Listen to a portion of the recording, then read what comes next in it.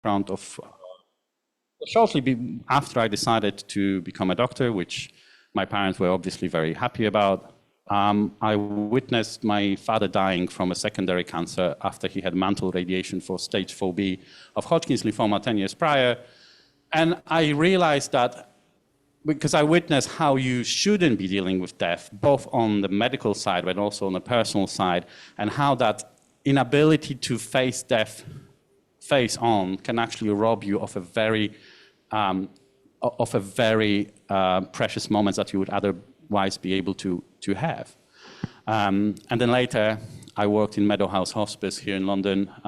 It's a small hospice tucked behind Ealing Hospital. Now, Ealing Hospital, I don't know if anyone ever worked there, but it's a pretty grim place as a building. But the Meadowhouse Hospice is beautiful. It's got a beautiful garden and beautiful staff working in it. And I owe a huge debt of gratitude to Meadowhouse Hospice. I never wanted to work in hospice. This was that 6 months, I worked there for 6 months as part of my GP training, so it was assigned to me as a sort of in the synchronicity way, I guess. Because as a junior doctor, there's very few doctors that want to work in palliative care. Because after all, this is the end of the road for our patients. We sort of give up. We admit defeat when we send patients to palliative care. And yet I witnessed one of the most profound healing that can happen in the Meadowhouse Hospice. And I'm not talking, obviously, about people sort of resurrecting from end stage of cancers and things like that. Nevertheless, it's that healing, which we can call spiritual healing, for the lack of a better word, had a profound, witnessing that had a profound profound effect on my thinking about medicine and thinking what I want to do as a healer, essentially. So Albert Camus had a great quote about death, that there's one liberty to come to terms with death, and therefore thereafter anything is possible. And I believe it's true that coming to terms with death can open unimaginable vistas of self-exploration and hope. I will try in my presentation to present to you how we can actually do that. So maybe, I thought that maybe the good way to start would be to remind us of the stages of grief that we all go through when we deal with death and the thought of death and dying. And the first one is the denial of death. Now, there's a great book about Ernst Becker where he made an argument that essentially every single structure, whether that's culture, but all the structures around us, political structures, cultural structures, religious structures, are nothing else but elaborate ways of us we created as a society not to face the thought of death. So we embark on these hero journeys within those structures. We build a legacy to leave something for the future generations, even if we were dead, or in case of Mr. Alzheimer's, if we are demented, we'll still remember Alzheimer as a name.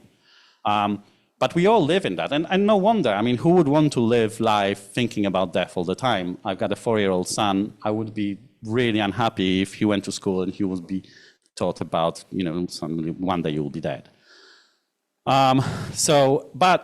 But we cannot live in denial of death forever, because death is around the corner, always. It's always on our shoulder, like this in this first picture that was in the initial slide.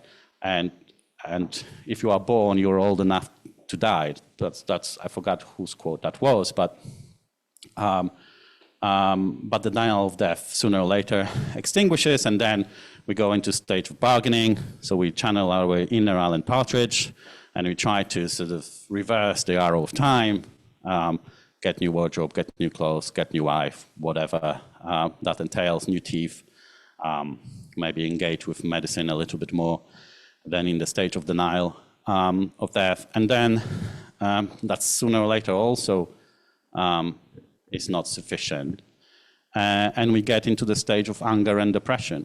And people who are in hospices go through those stages. And the stage of anger and depression is actually very very dangerous because people go into deep depression for which there is no medication. So the antidepressants that we would use for depression that is not associated with death, they don't work. Very often people who go through the stages of terminal diagnosis commit suicide. So, and the relationships with the families break down because, like, if you're angry and depressed, your relationship with anything around, it's just broken because you're so, you're just tucked into your own emotions and you don't know how to deal with them. And actually, if you think about medicine in general, what medicine does, it sits within those stages. So we are these platonic heroes that go from this realm of everyday existence into this the realm of truth and science, and we are going there to bring this cure for all the human suffering, including death. But that's actually not possible. We will never be able to. I mean, whatever there are scientists who deal with longevity and such, but it's just on a scale of cosmos. Even if you extend human lifespan to 1 million or 1 billion years, sooner or later we'll still have to face death because everything dies, cosmos included. As healers, as I said earlier, we sweep death under the carpet. And we pretend that it doesn't exist. So doctors are terrible. Most doctors are very terrible in breaking bad news and giving people terminal diagnosis. We send people to hospice as a sort of like, oh, well, at least I don't have to deal with that anymore sort of thing. So I've seen people in hospices who were never given a diagnosis properly by the physicians that treat them. And I thought that perhaps it shouldn't be that way. But then on the other hand, as a doctor's, death is admission of defeat. So perhaps it's no wonder that nobody wants to feel defeated. And a hospice plays a very, very important role. Now, maybe I'll go back to this thought about why, as a junior doctor, you don't want to work in hospice. And you don't want to work in hospice because you associate medicine with what I would call the prescriptive medicine. So your role as a doctor is to make a diagnosis, take a history, whatever the process that entails. So take a history, make a diagnosis, the fancier the better, and then prescribe treatment. So if you think about medicine in this way, then there is really nothing else. There's very little to do in hospice. I mean, diagnoses, they don't matter anymore. I mean, you are at the terminal stage of whatever diagnosis you come in there with, and how many combinations of painkillers and laxatives and anxiolytics and antiemetics you can come up with. I mean, because this essentially, as far as prescription, this is what you do in the hospice. But I actually realize that there is far more important role that hospices play, and it's the transformative role. So the transformative role is the role that hospice has in guiding people through these stages of grief. So the denial, the anger, the depression, the bargaining. So what happens in hospice, you guide people through this process until they reach the state of acceptance of death. And there are various different tools that you can use. I mean, one of the greatest tool I've learned in hospice is just shut up and listen. So people are finally truly listened to. And we listen to the true concerns, so which go beyond the diagnosis that they have, the concerns about their spiritual well-being, the dealing with the families that they have. And yeah, well, that was literally one of the first lessons. Like, Mateusz, you have to shut up and listen, because I came into palliative care with this notion that, you need to listen to people a little bit, but actually there's this medical side that is more important than what they have to say. And I very soon realized that it's just rubbish, that assumption. And you can use various different tools. I mean, you can use religion-related tools, you can use reflexology, you can use, like, there's lots of stuff that hospices have on offer to help people to go through this stage. And at some stage, sooner or later, people are people reach the stage of acceptance of death. And one thing to mention about the Meadow House Hospice is that actually when you think about hospices, I used to think that they are very grim places to work in, and that people should probably be really sad because you deal with death and dying all the time, and that wasn't the case. It was one of the most wonderful, truly open, and in a sense, I would want to use the word happy, but a content place in terms of the staff that I've seen. And I think one of the reasons for that is that when you guide people through the stages of grief, and when they reach acceptance of death, you witness a truly magical moment. Because what happens when people reach, the whole demeanor just changes. They become calm and serene, and their relationships with the family change. So all of a sudden, there's like a true bond and true love between people involved. And when you witness that, that's the healing that I was talking about initially when I started my talk. And you feel like you've done a really good job, like it's really good and meaningful job, deeply meaningful job. So I always was trying to understand what the consequences of this state of acceptance of death, because I thought this state of acceptance of death was so beautiful that I thought it would be, that it's worth exploring. And these are just my thoughts about that and my interpretation of it. So I think that what happens is that people radically change the way they attend to the world around them. So think about this. All of us, we have a lot of things that happened in the past, a lot of plans we have for the future, and then here and now is just sort of in between the past and the future. But actually, and this is something that a lot of spiritual traditions teach us, that actually what happens, like for the only reality that you have is the here and now. We just sort of intellectually comprehend it, but actually don't live it. So these people start to be present in the moment fully. Death is around the corner. There's nothing else that matters apart from the being present in the moment. And the second thing that happens is what I call the radical embodiment.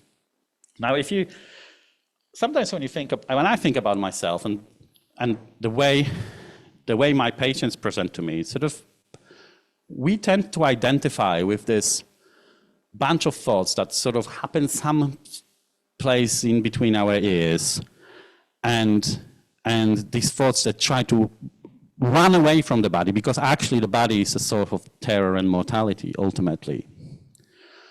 And what happens is that when you reach the stage of acceptance, you are able to accept the body and the reality with all the terrors that it entails, and you sort of come back. You don't try to run away from yourself, you come back into yourself. Now, in the Christian tradition, the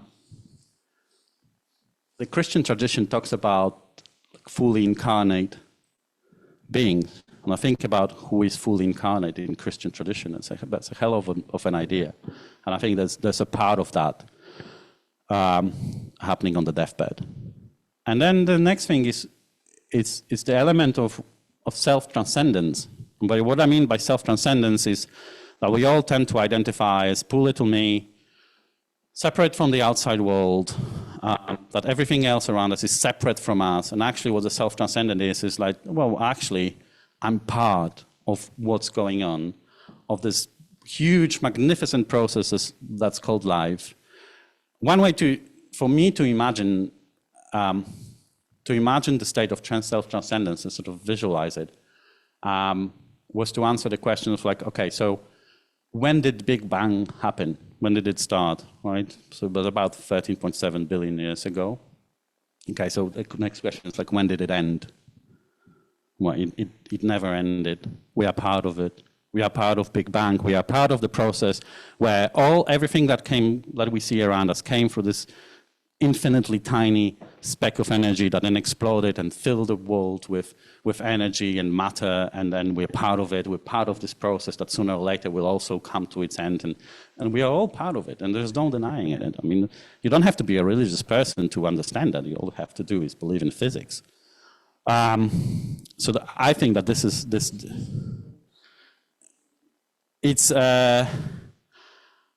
if you're a religious person, well, okay, we can come back to it's like whether there's actually how many similarities are there between the physics and few of religious traditions, especially the mystic traditions. But then, okay, so I thought, like, this is such a beautiful stage. Like, I wish there was a part of me. It's like the world would be such a wonderful place if everybody was that, you know, being present in the moment, fully embodied, self-transcendent, with all the consequences, because your relationship with your own body change, your relationships with people around you change, everything changes. So I thought, like, oh, but maybe I've only witnessed that in people who were dying, so maybe this imminent death is needed. Maybe the death being around the corner, you know, 2 days, 3 days, 2 weeks around the corner, maybe that's a condition sine qua non. And then I met this one patient that where I realized that it's not true. I forgot her name. So she's represented by this statue here. She was Buddhist. I think she was from Thailand. And the way I can describe how meeting her was is, so you go on a ward round in hospices, and they're all single rooms, obviously. And so her diagnosis was breast cancer with a lot of bone metastases. So she was in a lot of pain. And before you enter the room, there's this little blinds, like the small windows on the door, and you can open it to peep what's going on, because if the patients are, you know, going through some sort of therapy, or there's somebody visiting them, or they're asleep, you don't go in. And you would go there. And that window was sort of on the side, so she was on her blind side, so we could see the side of her head, and you could see the expression of her on her face where she was fighting pain. And then you would open the door, and you would go in, and she was just welcome you. Like, not with words, but with energy. So she would just welcome you. It's difficult. It's an experience that it's difficult to express in words. But you could see that for that moment, her attention switched from that pain onto you, and everybody would go to her room like for therapy, because she was already in that stage of acceptance of death, and she was there throughout most of her life. She happened to be Buddhist, and a practicing one. And I don't think that Buddhism is particular. Buddhism is sometimes described as an elaborate way of preparing people for death. But I don't think that Buddhism is actually the only answer for people. But she happened to be Buddhist, and for her, the answer to every question was like, "It's going to be okay, doctor." And then I realized how alien that answer is to the way we perceive reality. So she wanted to go back to Thailand. She wanted to go to Thailand, and we had to put her on a plane. But in order to put a patient that is in terminal stages on the plane, they have to sign a document, basically stating, well, if you die on the plane, they'll just put you back in the back of the plane. They will not be landing in the middle of nowhere. So you have to sign the document. And her answer, but obviously then you have to assess capacity, but her answer to everything was like, "Oh, it's going to be okay." So then my boss came in. I was like, "I don't think she's got capacity." It's like, "Why?" "Well, because her answer is like, it's going to be okay. I think she just believes that like everything will be fine and she'll just get to Thailand." And then, so I went to her room. It's like, do you like, what's going on? Like, do you think that you will get to Thailand and everything will be fine? It's like, "No, doctor, but it's going to be okay." It's like, "What do you mean?" Because you know you can die on the plane. It's like, "No, but it's going to be okay." For her, dying on the plane was okay. And we just didn't understand it. So I had to coach her a little bit. So like, look, the next time these people come in, Just tell him that you realize that you can die on the plane, and you accept the consequences, and then don't tell them it's going to be okay, because they'll think that you don't have capacity, you'll stay here forever. So she was the answer to the questions like, do you need to be in a stage of death and dying to be present in the moment, incarnate, and self-transcendent? So then sort of my thinking mind come into play, and it's like, okay, let's try to understand what this stage is actually about, on like a neurophysiological level. And there isn't much in literature about that. When you want to understand the stages, you have to inevitably brush with spiritual traditions, because these are the Catholic mystics talking about it, these are the Buddhist monks talking about it, the Sufis are talking about it. So there's a lot of talking about that stage within religions, not so much about science. And no wonder we have a very reductionist approach to reality. It's impossible for us to sort of step back and see the bigger reality. But then so I told you that sort of when people are in the stages of anger and anxiety and depression, giving people traditional antidepressants, it doesn't work. But there is an interesting research about the psychedelic-assisted therapy in palliative care settings, where it seems like psychedelic-assisted therapy tends to alleviate that process or tends to aid people in guiding through that process. And psychedelics, there were substances that were widely researched in the 50s and 60s, and Richard Nixon came around and it's like, oh, but they are drugs. Let's not research that. And the researcher says like, yeah, okay, Mr. Nixon will not be researching that. So we sort of abandoned research on psychedelics up until very recently, where we sort of re-emerged as a second wave of psychedelic research, where we find actually, like all these substances, they can be useful in treating anxiety, depression, substance abuse, and they perhaps shouldn't be treated just as like a drug on a par with cocaine and heroin.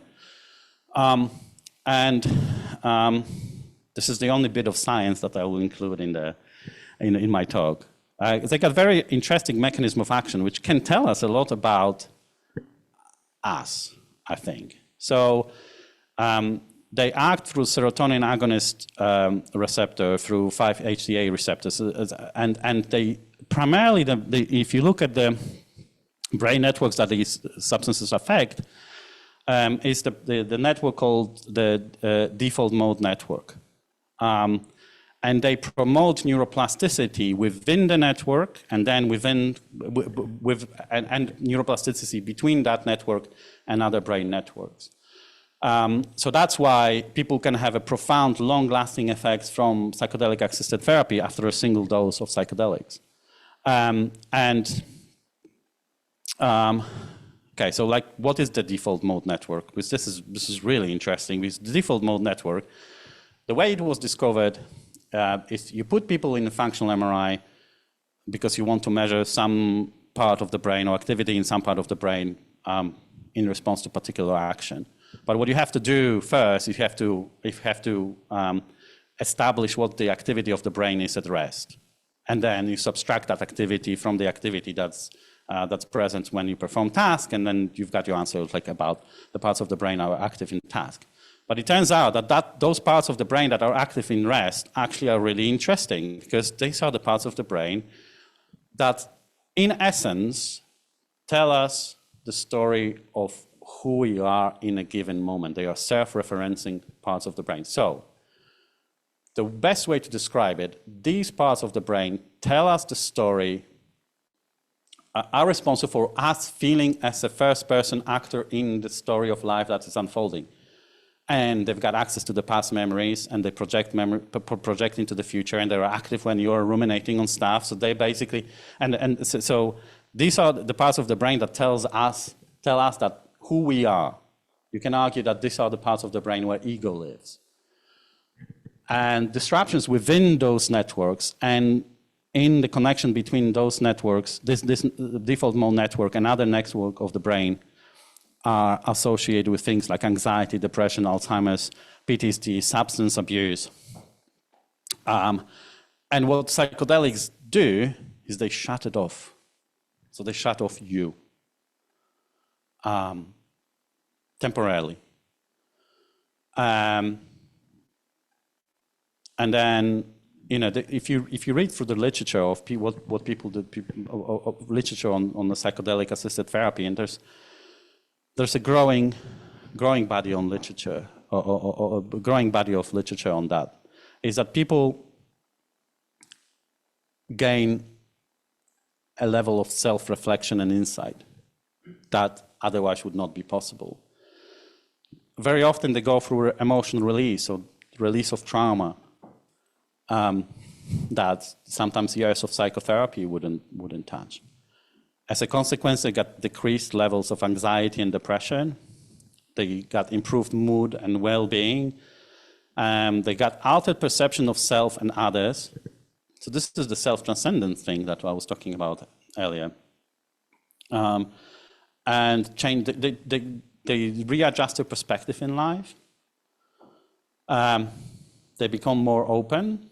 Actually, there was one interesting study that looked at the prisoners in America, and they asked them about their experience in the psychedelics. The prisoners who had even one experience of psychedelics, and we are talking about psychedelics as a sort of recreational drug, which that's a separate subject, but the prisoners who reported psychedelic experience were by far less likely to be imprisoned due to violent crimes. They're usually in prison because of the drug-related offenses, but not violence. It's interesting, I thought.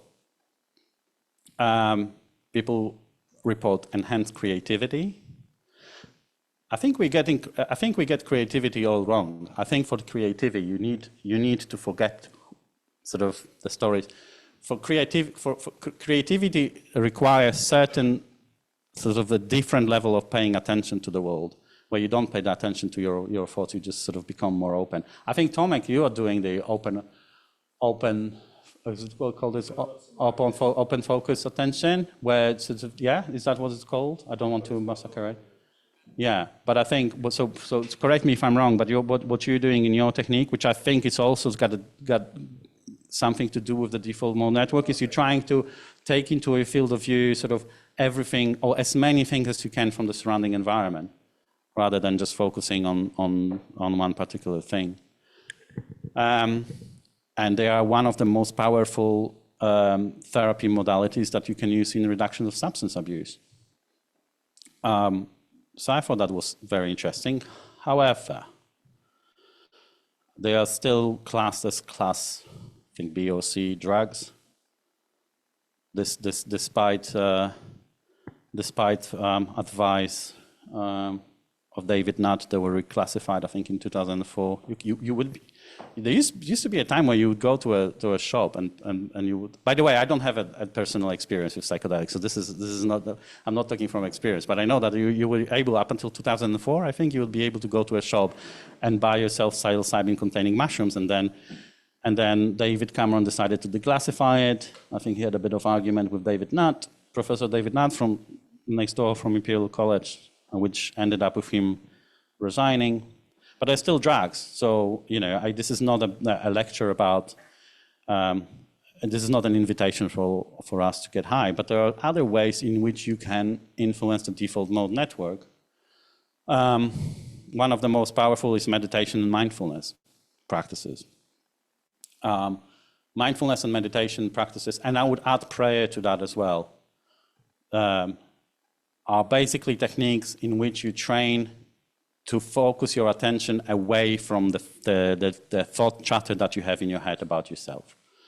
You can use transcranial magnetic stimulation, you can use yoga. Breath work is really powerful. If you're ever stressed, just lay down and hyperventilate for 40 breaths and do 3 cycles of those. You'll be amazed. Biofeedback and neurofeedback also works. Sensory deprivation seems to work on default mode network. Hypnosis does. Acupuncture. See, after working in hospice, my opinion about acupuncture is that I don't believe in acupuncture, but it works. And I think that there might be something in acupuncture working on the default mode network. Because working on default mode network, by the way, has implication in pain therapy as well. Intensive physical exercise works as well. And maybe you can combine intensive physical exercise with what Tomek does, with open focus attention. So I don't know if any of you do any sort of intense cardiovascular exercise, but when you go for a run, for example, and you struggle, just try to take into focus everything around you. It just changes the way you feel about your body about running. And American professional athletes use that techniques to enhance performance. Tomek, maybe that would be a good selling point for you. Open focus attention as a performance enhancing medication. Yeah. And so then the question is like, well, why does it matter for us as doctors? Why does it matter in medicine? And I'm sort of don't even want to talk about why working on default network with various different modalities that has an effect on anxiety, on depression, or pain. All of that is true, and I think research is ongoing.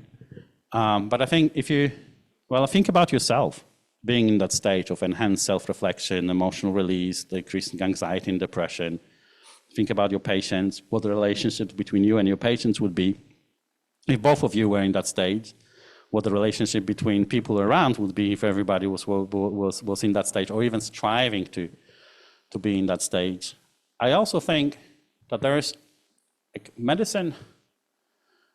When we go back to this role of hospice that I described, which is prescriptive and then transformative, I think we are very close to losing that transformative aspects of medicine altogether, because we cannot put numbers to it, we cannot digitalize it, we cannot, the algorithms and AI will not understand it. And then the prescriptive part can be replaced or strongly augmented by AI. And I think that's a mistake on the population level. I think as medicine, we lived very closely in a relationship with religion in the Western world. Although medicine came from science, which was primarily a rebellion against religion. But I think we underestimated the psychotherapeutic role of religion. And people suffer as consequence. We've got raising incidence of anxiety and depression, especially in young people. And there is no institution where these people can turn to guide them through this process. And I think part of that is working on this default mode network. We are perhaps the last institutions that get a chance of actually retaining some of that knowledge. But I worry that if we allow AI and corporations like Palantir, they will just design it out of the system because you cannot put monetary value on it. Now, the last thing, I promised that I will be talking about the pursuit and why the pursuit is nonsensical. And I was talking about those stages of self-transcendence, being in the moment. These are the stages that are described in religious traditions, and you can put a various different names to it: enlightenment, meeting God, whichever tradition you tap into. They got different names to it. The thing with it is that it's a little bit like with Mr. Hilary. Does anybody know Mr. Hilary? The poem about Mr. Hilary? Do you know him, Mr. Hilary, who lost his glasses, and then he was frantically searching, and then he had them on his nose. It's exactly the same with pursuing the state of enlightenment. It's the only thing that stands between you and that stage is your default mode network, which is essentially you. And so who's getting rid of whom? It's impossible to get rid of you, so you may as well stop trying. And actually, one of the most popular form of Buddhism in the world is the form of Buddhism called Pure Land Buddhism. And Pure Land Buddhism got a very simple method, and essentially encapsulate that. What they're saying is that impossible to get enlightenment on this planet because there's too many vices. You stop trying. All you have to do is, and they got a sentence that you have to repeat this sentence, and it's enough even if you repeat it once in your life. So like Amina Buddha, something.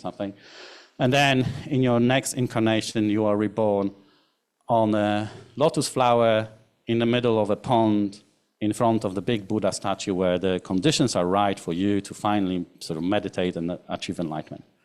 And yeah, so all the conditions for enlightenment are within you. You just had to get out of the way. And Ian McGilchrist is a very interesting person. He's a literature scholar from Cambridge and Oxford, I forgot, who then became psychiatrist. And his work was about the different ways of attention that right and left hemisphere pays to the outside world. And he said it in one of his talks that, you know, given that the default mode network is the thing that is responsible for essentially for anxiety and depression, then if you want to achieve your happiness, you have to forget yourself, because the happiness is a byproduct of forgetting yourself. Zen monks and Zen masters have had a slightly different view of, well, not slightly different, same view, just worded in a different way. So if you want to find something, you have to stop looking for it, exactly like Mr. Hilary. Or Suzuki Roshi, who introduced Zen to the Western world, he says that enlightenment is an accident, and spiritual practice makes us accident-prone. So that means that it's not that you have, you know, doing nothing is probably also a bad idea. But all these practices, all the how do you call it? Psychotechnologies that were embedded within spiritual practices, they serve a purpose, and it's good to incorporate some of them in our life. And one of the last slides, I think Jesus, and we celebrate the death of Jesus on Friday. Jesus had a good description of it. The kingdom of God is within you. Now, I think that this is exactly what it means, that we all within us, that we all have the necessary components of a direct relationship with the outside world, of self-transcendence, which is essentially what being in contact with God is. So for me, the kingdom of God is within you. It means exactly that. So you've got all the elements to be happy are within you. You just have to stop worrying about it. Forget yourself a little bit, meaning that the story that you tell yourself about who you are. Treat death as an important teacher rather than a gloomy end.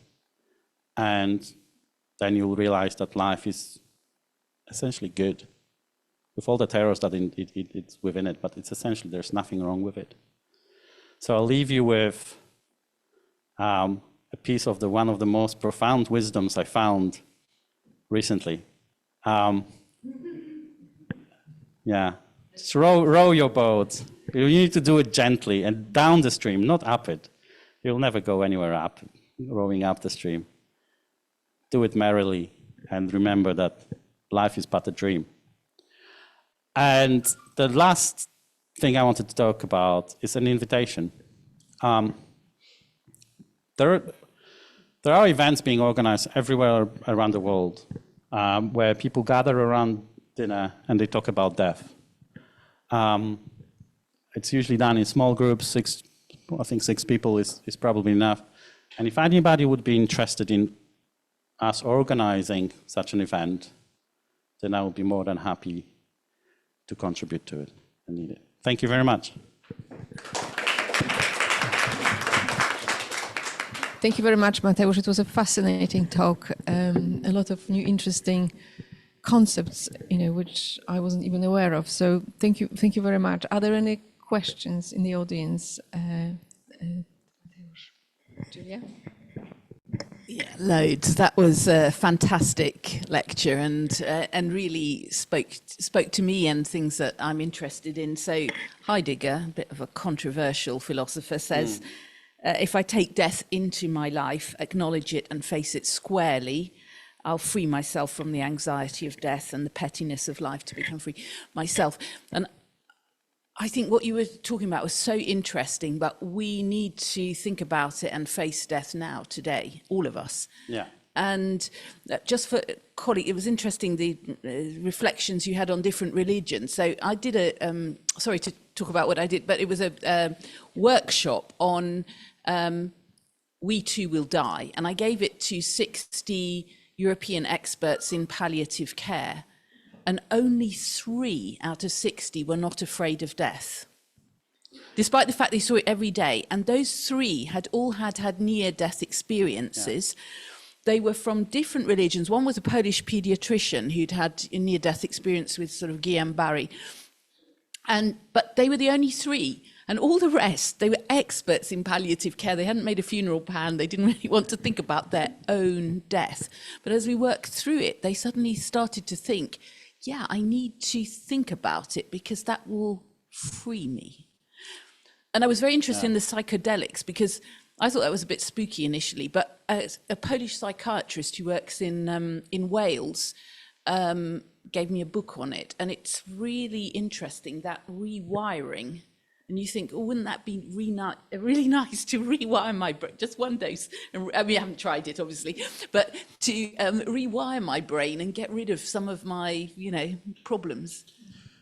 Thank you. But anyway, it was marvelous. Yeah, Really it's very interesting about the death experience, because if you read about experiences that people have on psychedelics, they are not that dissimilar to dying. I mean, a lot of them said, "Oh, I died," and then I come back. So.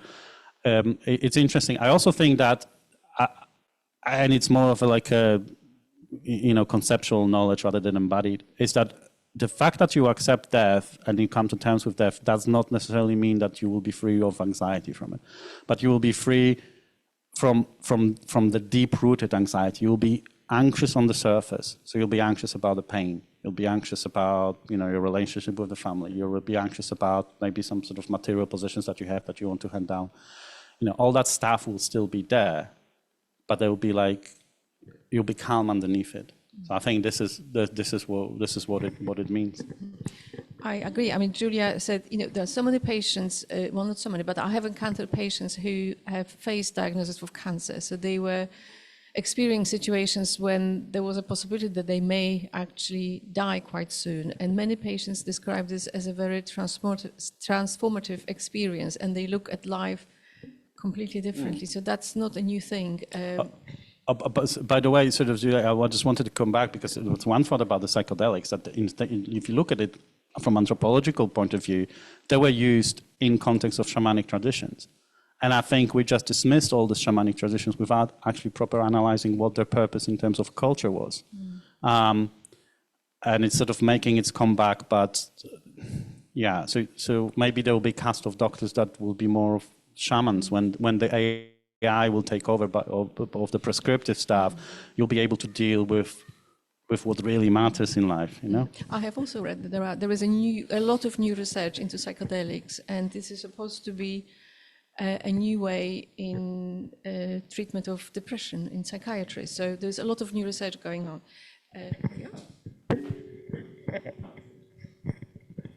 Hello, you're talking about acceptance. I've had 2 cancers. I had bowel cancer 5 years ago, but it was done so quickly. It was done as keyhole surgery, so I walked out after a couple of days, although I stayed in the hospital in the room that Kate stayed. And 6 years later, I had breast cancer. Again, it was treated very well, and I walked out, that night. But the acceptance was there immediate. You can't get away from it anyway.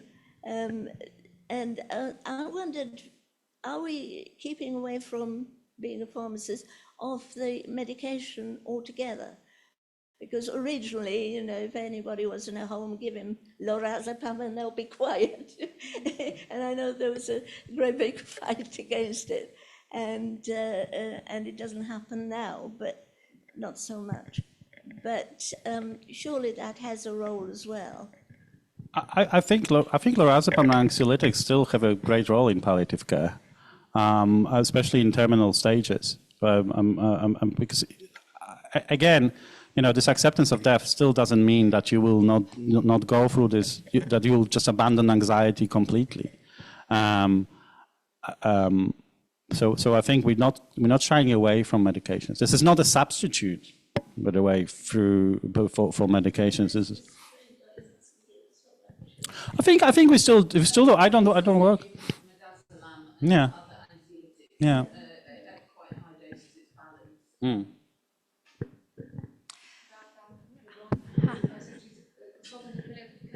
So thank you.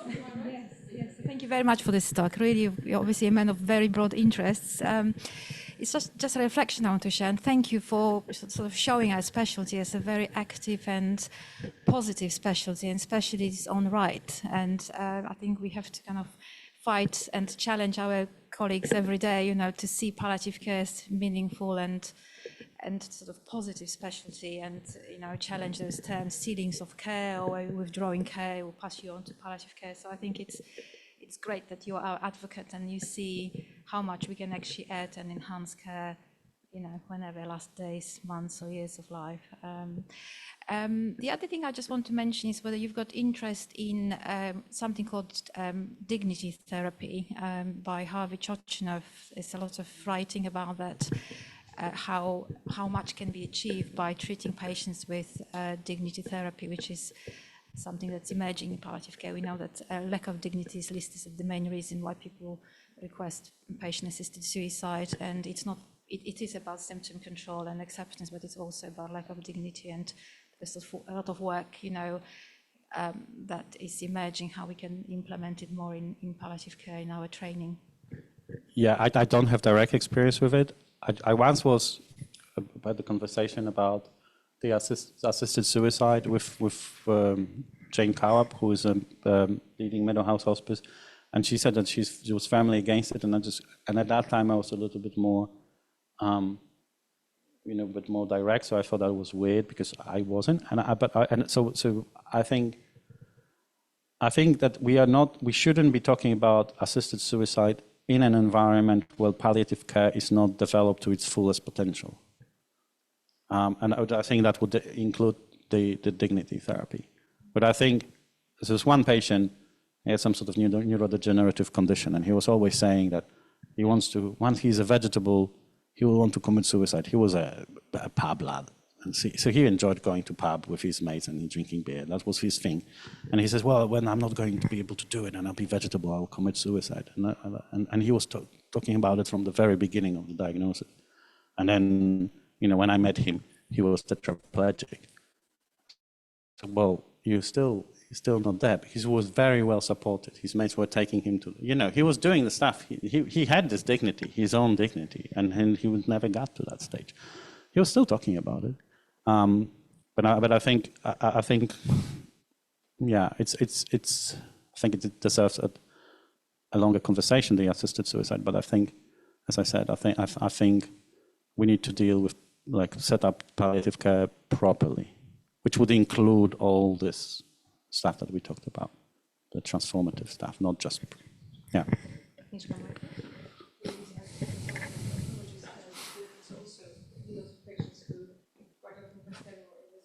Well, most of the time, yes. Yeah. I just wanted to say that I think I don't know whether you feel the same way, but I think there is a very fine balance between the acceptance and the fight. And I think, you do see patients, we all see patients who give up a little bit too quickly, and they just tend to do worse. They go down instantly. And, you do have to have a degree of fight in you, because those people will do better and live longer. And it's just a very fine balance where you actually you come to a point where you have to accept it. So it's a question of whether that's true acceptance or is it stage of anger and depression. Because so, and by the way, it's like acceptance of death doesn't mean that you shouldn't be actively acting on anything. I mean, there's this Rudyard Kipling poem, sort of rage against dying of the light. I think active management, you can be completely in acceptance of the world, but acceptance of death is part of accepting the world as it is, really, with death included. And I don't think that negates anything else we do. But anger and the depression can, because then you give up. Hi. Yeah, so mine's more of a pediatric question. And obviously there are pediatric hospices around. The question of how this process goes on in a child presumably is dependent on their developmental stage. And obviously involves the family. So if you're looking at an older person who happens to have dementia, could you describe some of the processes that differ there? And presumably, do you get involved in pediatric cases or no? Okay, so there's a whole subspecialty who we work with very closely and are absolutely fantastic, and it is active treatment, but it does involve the whole family. So I'm interested in sort of in neurocognitive differences and how that affects the processes that you describe. Yeah. The other thing that so there are two questions really. The other question is a different thing. How do we approach palliative medicine or the education and about palliative medicine and giving the trainee the appropriate tools to be able to approach the caring aspects or the other aspects that you are now describing to us, because it's sort of a higher functioning thing that you evolve with practice. But if everything is being replaced by digitalization, or a lot of the teaching is being replaced by digitalization, how do we then convey these concepts to future generations?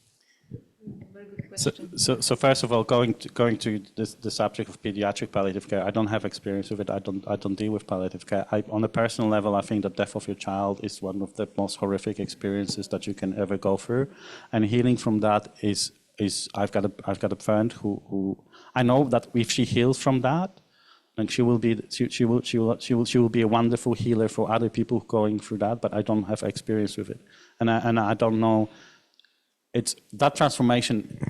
Probably I can conceptualize as the really difficult when your child goes. And I don't know much about. I don't know enough about neuroanatomy and neurophysiology and different processes that occur in dementia, because it's very difficult to then get feedback. Because it's like, well, you're talking about the experiences.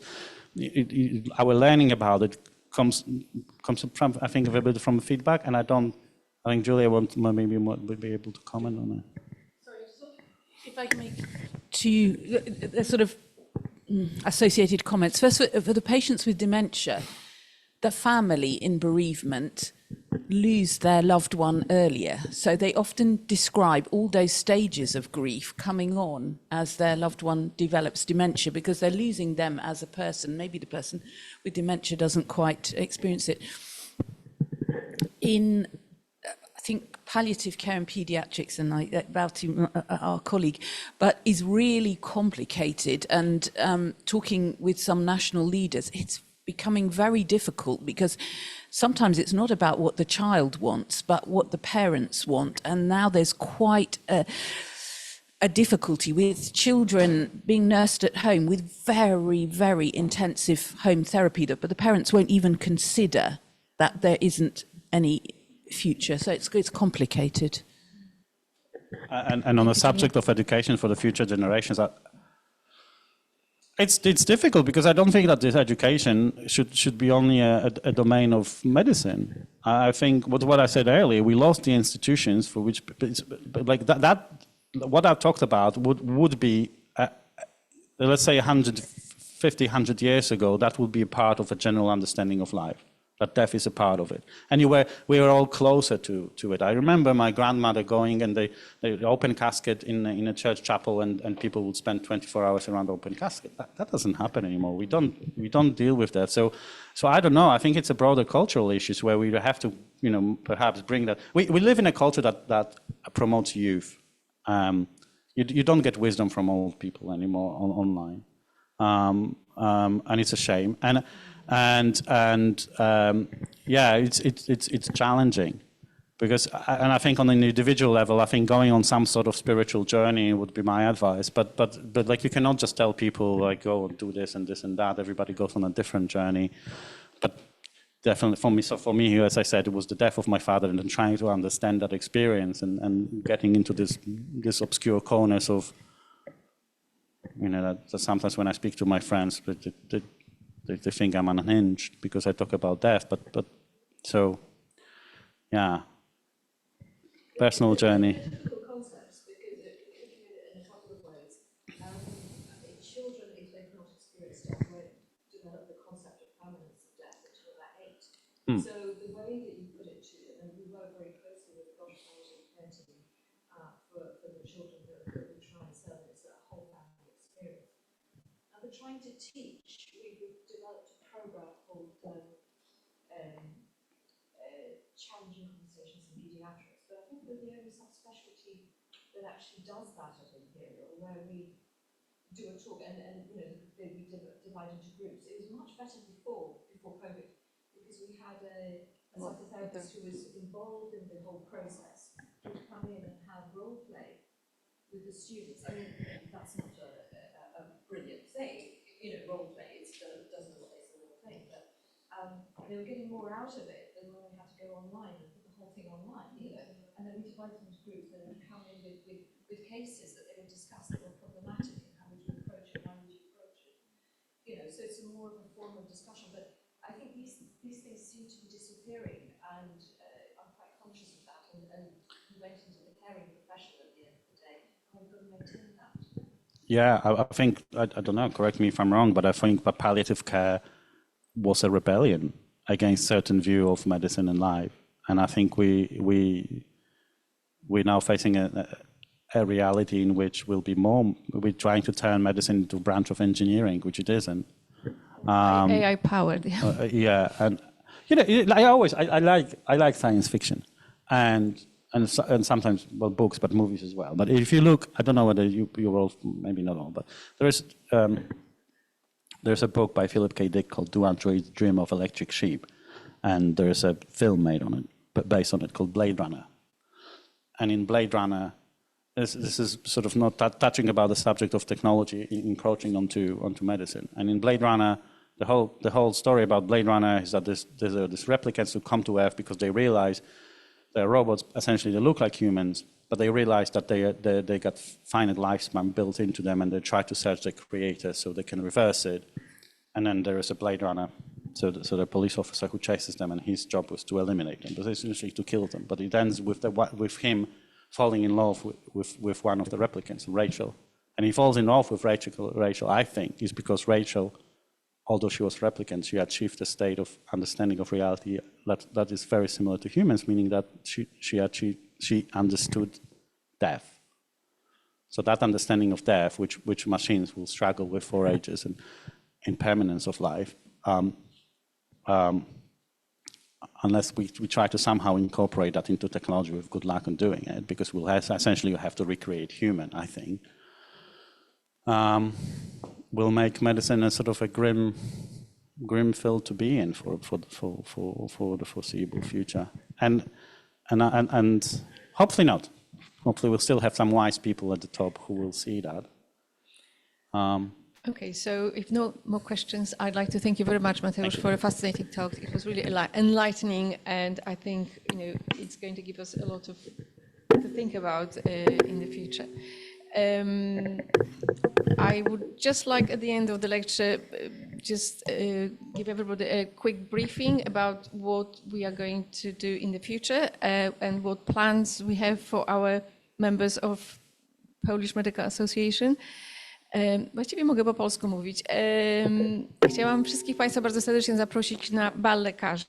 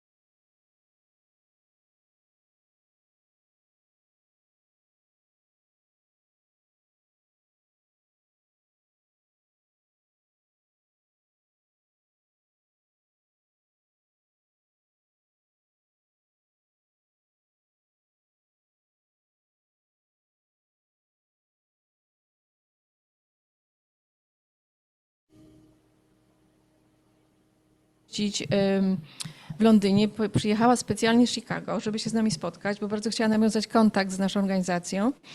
I spotkaliśmy, właściwie członkowie zarządu i parę osób dodatkowych, spotkaliśmy się z nią tutaj właśnie w ognisku w styczniu.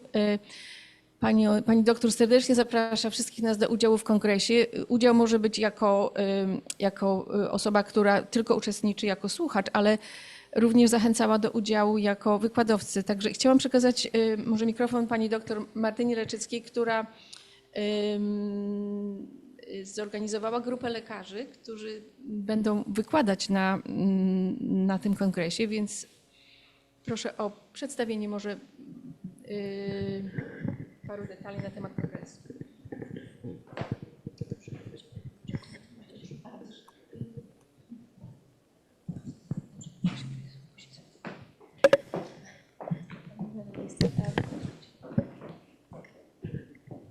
Dzień dobry, ja chciałam tylko dodać a propos jubileuszowego Kongresu Polonii Medycznej. W tym roku odbędzie się we wrześniu, organizowany przez Federację Polonijnych Organizacji Medycznych. Federacja jest organizacją zrzeszającą polskich medyków z wielu zakątków świata. Kongresy odbywają się co 4 lata. Ostatni kongres odbył się w czerwcu 2023 roku, ale ze względu na 30-lecie istnienia federacji, kongres odbędzie się również w tym roku. I tematem przewodnim jest medycyna wyścig z czasem. Tematyka będzie myślą przewodnią wszystkich sesji naukowych, natomiast planowane spotkania integracyjne i towarzyskie będą niezwykle urokliwe ze względu na lokalizację, którą jest Kraków.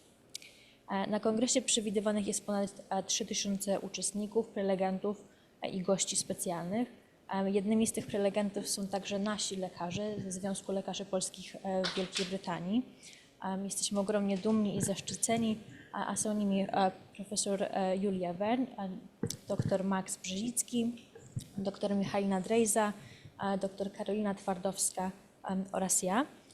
Dr Kornelia Król, prezes Federacji, przypomina, że chociaż nasza codzienność jest tak daleka od Polski, to nasze serce biją tym samym rytmem.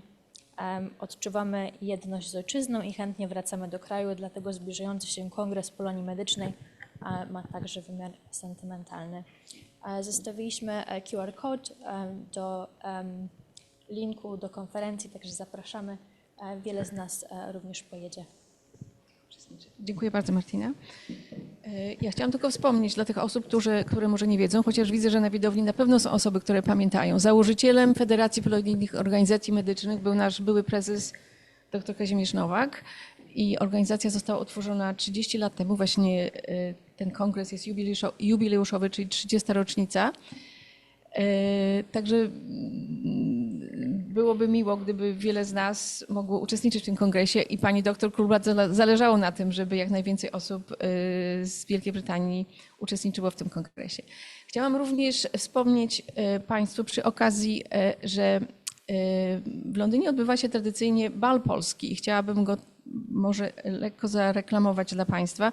Nie wiem, nie jest to wydarzenie, które jest związane ze Związkiem Lekarzy Polskich, ale bal ma również bardzo daleką tradycję. 2 lata temu odbył się 70. jubileuszowy bal polski. Jeżeli państwo chcieliby uczestniczyć, tam przy stole jest 50, przepraszam, jest małe ogłoszenie nad stołem, gdzie jest kawa i herbata, także gdyby ktoś z państwa miał ochotę uczestniczyć, wiem, że niektórzy już kupili bilety, ale może nie wszyscy wiedzą o tym balu, także serdecznie również zapraszam. Ponadto chciałam również wspomnieć, że w tym roku przypada 80. rocznica naszego Związku Lekarzy Polskich i planujemy uroczyście obchodzić naszą 80. rocznicę. Te obchody planujemy na październik, ale jeszcze nie mamy sprecyzowanych planów i będziemy państwa powiadamiać przez nasze ogłoszenia i e-maila, ale planujemy coś szczególnego zaplanować, także bardzo proszę sprawdzać swoje e-maile. Chciałam teraz przeprowadzić, znaczy nie ja, chcielibyśmy jako zarząd przeprowadzić walne zebranie, w związku z czym ogólnie tylko opiszę proces, jak będzie wyglądał. Walne zebranie polega na tym, że odwołujemy prezesa, rozwiązujemy zarząd, powołujemy kandydatów do nowego zarządu. Potem jest szybkie głosowanie, które zostanie przeprowadzone przez media. Martina przeprowadzi to głosowanie poprzez telefony komórkowe. Także postaramy się przeprowadzić to nasze walne zebranie bardzo szybko. Chciałam również wspomnieć, że w czasie walnego zebrania będziemy prosili Państwa o zatwierdzenie naszego nowego loga, które tutaj jest tak przylepione na papierze, ale będzie również pokazane na ekranie. Walne zebranie będzie prowadziła pani dr Agnieszka Falińska i bardzo proszę, przekazuję. Dziękuję bardzo. To musi być ktoś spoza zarządu, dlatego ja. Witam wszystkich na walnym zebraniu. Będę miała kartkę, ponieważ jest to bardzo, że tak powiem, wszystko w punktach, w jakich musimy to zrobić. Więc na początek chciałam rozwiązać stary zarząd i odwołuję prezesa Dorotę doktor Urbaniak. Także dziękujemy im bardzo za pracę, dziękujemy za wszystko. Teraz powołuję sekretarza, dr Paweł Chomicki, który ponieważ w czasie walnego zebrania jest potrzebna osoba, żeby tutaj pilnowała różnych dokumentów. Powołuję komisję skrutacyjną, dr Martyna Leczycka i dr Joanna Wolska.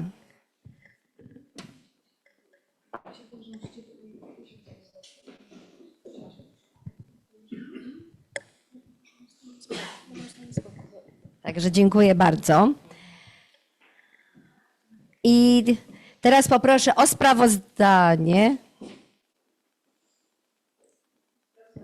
Doktor Dorota Urbaniak, poprosimy o sprawozdanie z działalności. Sprawozdanie jest długie. Słuchajcie, przygotowałam to sprawozdanie wczoraj wieczorem i naprawdę aż sama się zdziwiłam, ile myśmy fajnych rzeczy robili w zeszłym roku. Naprawdę dużo się działo.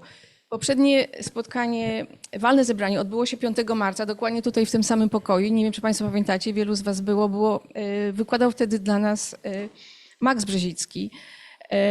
Także to już było dokładnie rok temu. Max, tak wiecie Państwo, wtedy wygłosił bardzo ciekawy wykład na temat Advances in Functional Neurosurgery.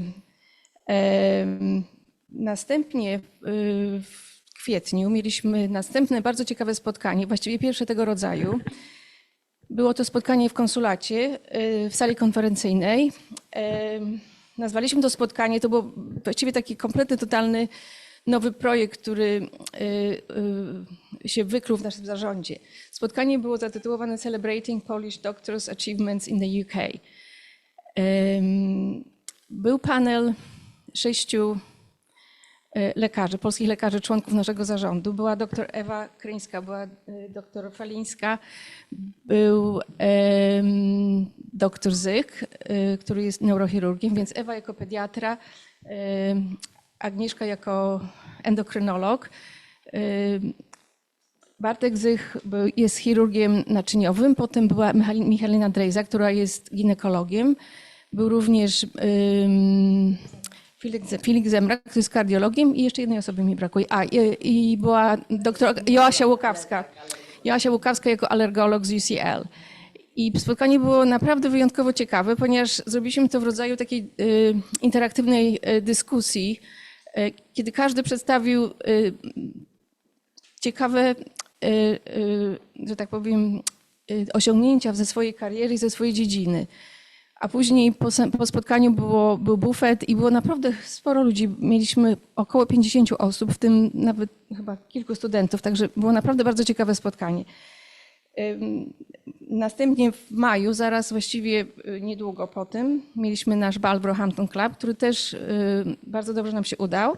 Wszyscy się świetnie bawili. Naprawdę nawet się nie spodziewaliśmy, że wszyscy będą tak długo tańczyć. Musieliśmy wychodzić wcześniej z tej sali, bo sala była opłacona do 12, a każdy chętnie jeszcze chyba by potańczył do 1. Zbieraliśmy na fundację Votum. W ogóle gośćmi były 2 osoby, które były niepełnosprawne. Lekarz, który reprezentował fundację Votum, był z Polski i również był obecny na tym naszym balu. Także zabawa była super. Zebraliśmy 2650 funtów i te pieniążki były przekazane na fundację. Także jesteśmy bardzo dumni z tego osiągnięcia. Co się potem działo? Po wakacjach mieliśmy spotkanie, tutaj jedno spotkanie naukowe w Saloniku i wtedy właśnie Julia miała wykład na temat public health. Julia jest konsultantem muszę przeczytać, żeby nie powiedzieć źle. Deputy Director Office for Health Improvement and Disparities at the Department of Health and Social Care. Dobrze powiedziałam. Julia dała bardzo ciekawy wykład właśnie na temat public health, a również wtedy był dr Filip Zemrak, kardiolog z Barts, który mówił na temat health economics. To był też bardzo ciekawy wykład. Następnie mieliśmy przyjemność gościć dzięki dr Halinie Fitzclarence profesor Jane Dacre, która jest prezydentem of Medical Protection Society. Spotkanie odbyło się wyjątkowo w Instytucie Sikorskiego. My jesteśmy bardzo zaprzyjaźnieni z Instytutem Sikorskiego.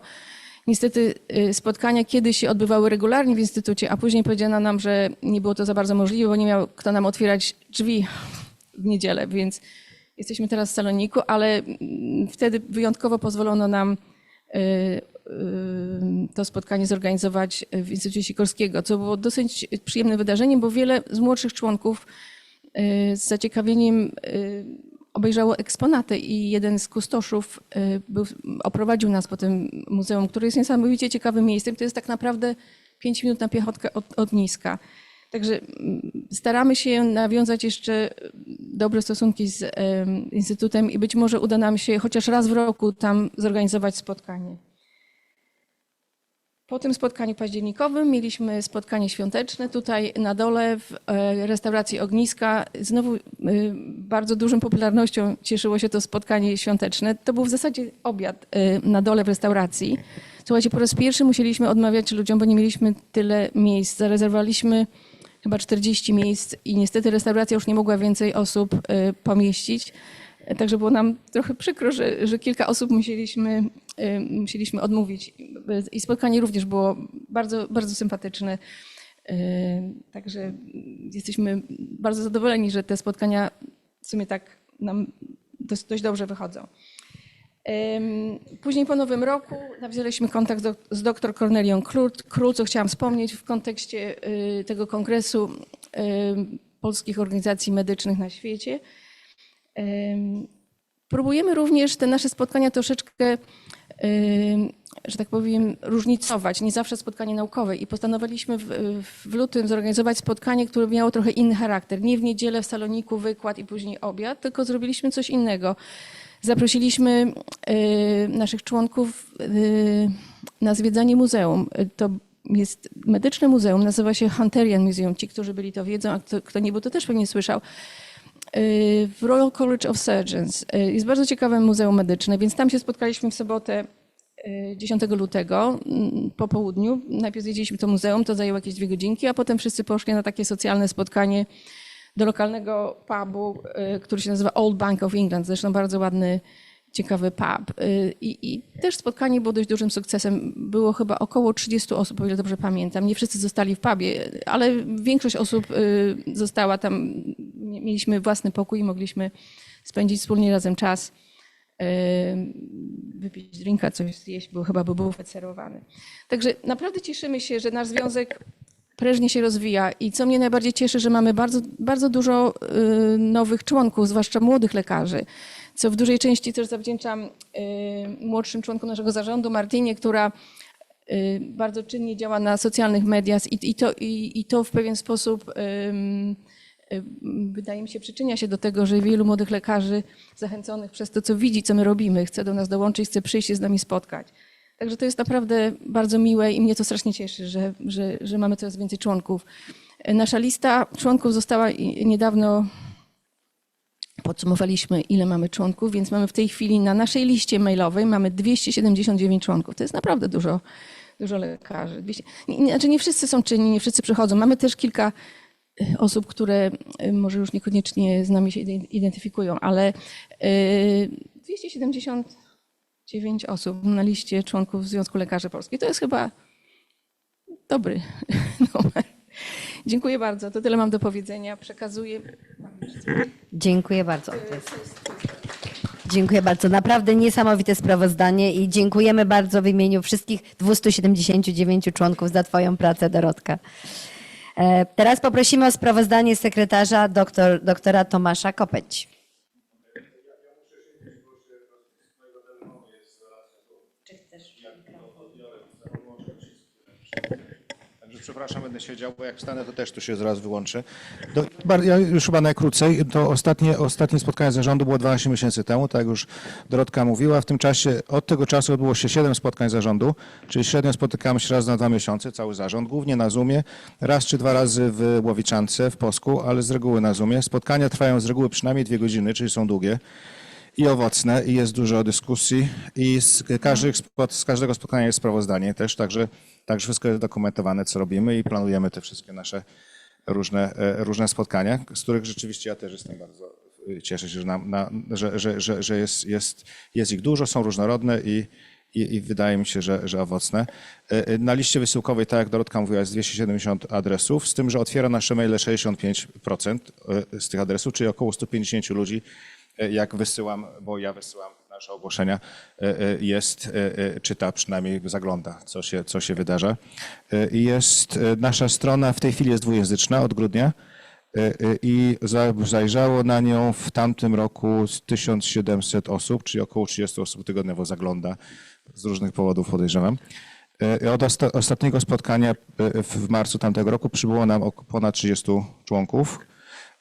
I na LinkedInie, naszym koncie LinkedInowym mamy 110 followersów w tej chwili, a najbardziej popularny post obejrzało ponad 4000 osób, miał tyle obejrzeń, czyli był dość popularny z naszego spotkania świątecznego. Tak jak mówiła Dorotka, LinkedIn i socjalne media głównie obsługuje, czy sprawdza Martina, która tutaj jest. I już tyle. Dziękuję bardzo. Dziękujemy za taką ciężką pracę. Teraz poproszę sprawozdanie zastępcy skarbnika doktora Mateusza Pucka.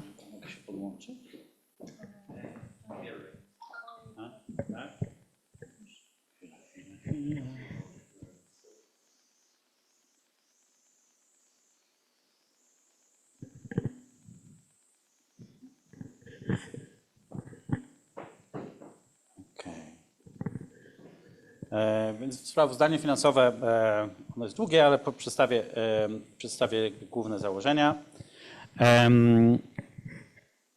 Nasze dochody ogólnie, co mam zrobić? Ale to jest PDF-y.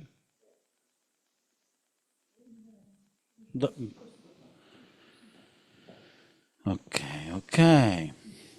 Dobrze, czyli głównie nasze przychody wynosiły 14 783 funty 96 pensów i składały się z 2,5 tysiąca, ponad 2,5 tysiąca ze składek członkowskich. Odnośnie składek członkowskich, to miałbym prośbę do Państwa, dlatego że składki członkowskie za pracujących lekarzy wynoszą 50 funtów, a tak one różnie na konto wpływają. Większość ma osoby, które dopisały się jako nowe, mają na pewno 50 funtów, ale proszę, żeby Państwo sprawdzili, czy mają Państwo zlecenie przelewu ustawione na 50, dlatego że bardzo dużo osób ma na różne inne sumy, które od 5 do 30 funtów są, a my nie mamy po prostu możliwości zrobienia tego automatycznie. Ale składki członkowskie wynosiły 2,5 tysiąca, 2509 funtów 96 pensów. Mieliśmy dochód ze sprzedaży biletów na bal 6975, dochód z aukcji charytatywnej 2610, ze sprzedaży biletów na naszą kolację świąteczną 2103, 586 ze sprzedaży biletów do Hunterian Museum. Także w całości dochód wynosił 4783 funty i wydatki wynosiły 16 411,99, więc było trochę większe niż dochód. Jednakże zapłaciliśmy już całą sumę za orkiestrę na następny bal, a także wydatek na Roehampton Club, który po prostu tłumaczy tą różnicę między przychodami osobami a przychodami a wydatkami. Przedstawiać rozliczenia w każdych, więc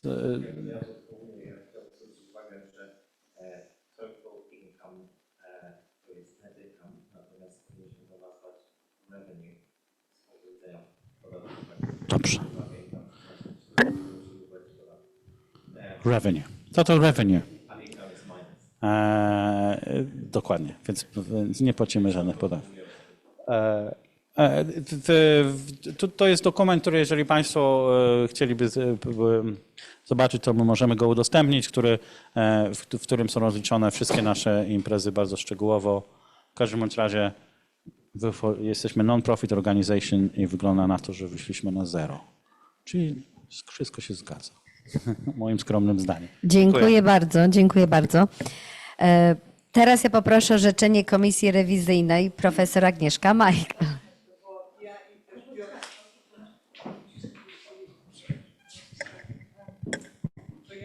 W swoim imieniu i w imieniu też Piotra Szlosarek, który też powinien być online. Myśmy sprawdzili wszystkie rachunki i wszystko się doskonale zgadza, także nie mam nic do Dziękujemy dodania. bardzo, dziękujemy bardzo. Poza tym, że ta wysokość składek jest zadziwiająca, od 5 do 50 i to musimy coś zrobić z tym. Ja myślę, że jak mamy 200 członków, to trzeba mieć kogoś, kto się zajmuje administracją.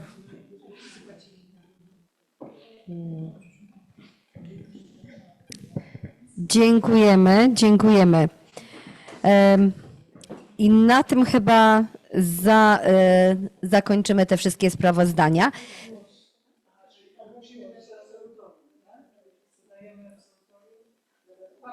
A to właśnie dopisz do tego. Czy ktoś się sprzeciwia, w przeciwnym wypadku większe członkowie udzielają komisja udziela Czy ktoś ma coś? Przepraszam bardzo, tutaj Panie podniosły głos i chciały się zapytać, czy można tylko proszę powiedzieć i ogłosić, jakie są składki dla jakich kategorii, żeby ludzie sobie przypomnieli?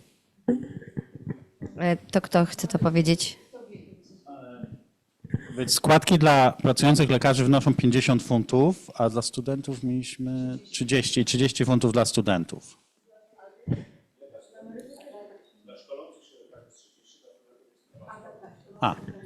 Dla lekarzy na szkoleniu. Pytanie lekarzy na emeryturze? To nie mieliśmy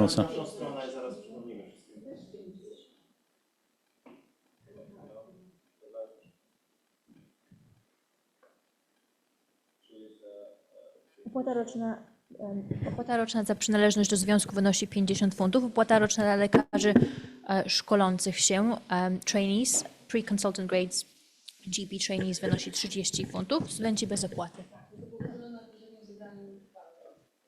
Czyli 50 dla lekarzy, 30 dla 50 dla lekarzy. Dla consultants, 30 dla trainees, studenci bezpłatnie. I na emeryturze również 50. Czy w takim razie już zamykamy ten sprawozdanie, ten rok, czy jeszcze jakieś komentarze są, czy jeszcze ktoś coś chce powiedzieć? Jeszcze jest jedna rzecz, którą tutaj mam na liście, to jest, możemy pokazać logo? Tomek. To Możemy jest, zrobić głosowanie.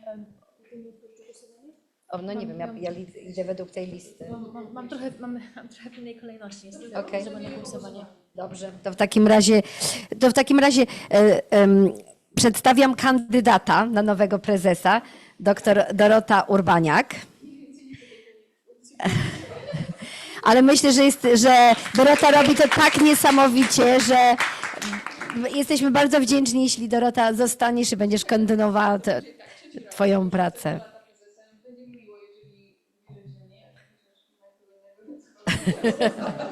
Ale Dorota, to nie dlatego, że jesteś jedyna, jesteś niesamowita i wszyscy jesteśmy bardzo wdzięczni. Staram się. I jeśli możemy otworzyć głosowanie, to ja bardzo Państwa bym prosiła o zeskanowanie kodu QR. Będziemy głosować przez mobilnie, także bardzo przepraszam, dlatego też, żeby była opcja hybrydowa głosowania dla naszych uczestników na Zoom.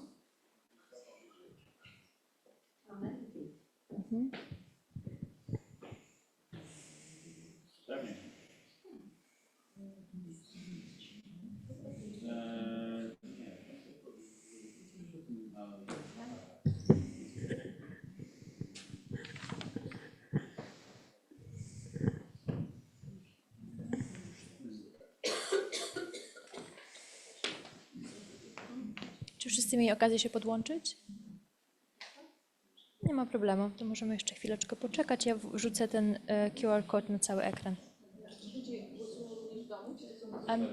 Tak, odbędą się 3 głosowania. Głosowanie na prezesa, głosowanie na członków do zarządu oraz głosowanie zatwierdzające bądź odrzucające naszą nową propozycję loga.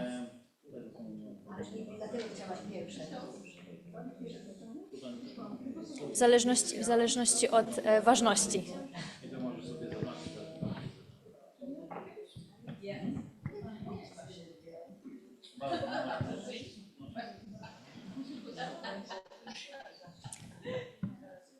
Czy ktoś potrzebuje pomocy, jak otworzyć?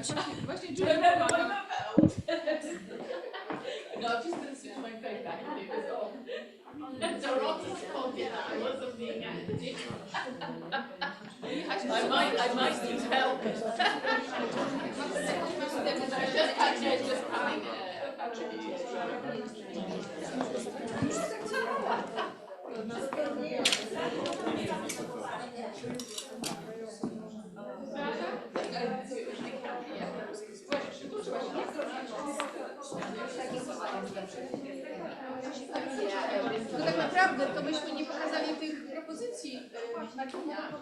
A nie mamy, może pokażemy propozycję, czy kto głosuje do zarządu, bo ludzie... Nie, teraz głosujemy na ciebie. Teraz na ciebie. A, na razie jest ale to wszystko jest w jednym Nie, to jest... Wszystko jest za jednym razem. Nie wiem, to jest...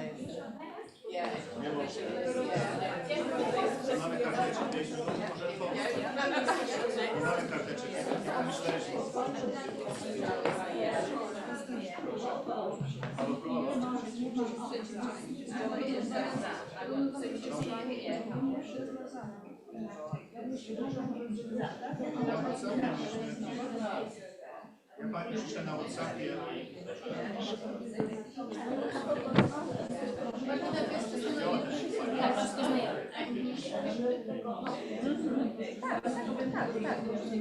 Tak, dokładnie, także nie ma takiej competition.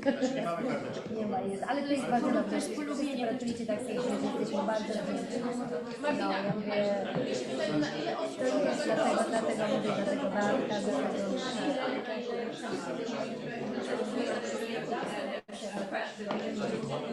Dobrze, czy możemy kontynuować? To jest na razie polubienie. Ja teraz przewinę ekran. Także rozpoczniemy głosowanie od głosowania na prezesa Polish Medical Association in Great Britain. Mamy jedną wyśmienitą kandydaturę. Bardzo proszę Państwa o zagłosowanie albo za, albo przeciw.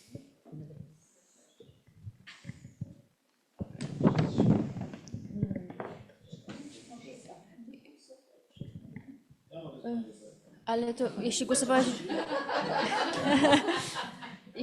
jeśli używałeś już tego telefonu do głosowania, to nie będziesz mógł zagłosować. Ale jak pani Możesz ma telefon, można. Właśnie... Nie chcę. I do ogłoszenia wyników będę prosiła dr Janę Wolską, osobę bezstronną. Jeśli wszyscy będą gotowi. Czy wszyscy są już gotowi? Tak. Więc mam przyjemność ogłosić nowego prezesa zarządu, dr Dorota Urbaniak. Gratuluję. Dziękujemy bardzo, dziękujemy bardzo. Przechodzimy dalej do głosowania. Przechodzimy dalej, właśnie chciałam poprosić, tak.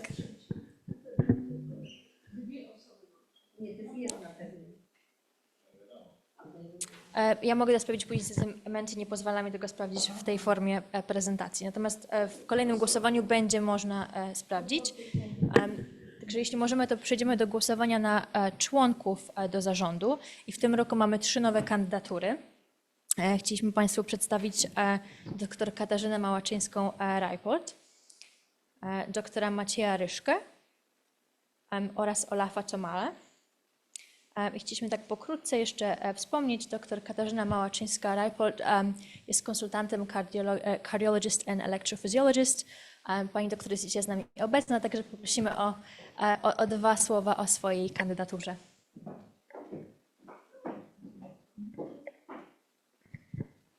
Dziękuję bardzo. Katarzyna Małaczyńska-Rajpold, Kasia.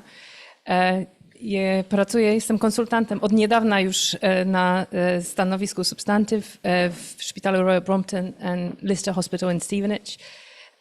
Ja ukończyłam studia w Polsce, specjalizację z kardiologii zrobiłam w Polsce i dopiero po studiach tutaj przyjechałam, także jestem w Anglii 6 lat i w tym czasie wyszkoliłam się z elektrofizjologii i poprzez najpierw stanowisko locum consultant przeszłam na stanowisko substantyw w tym roku.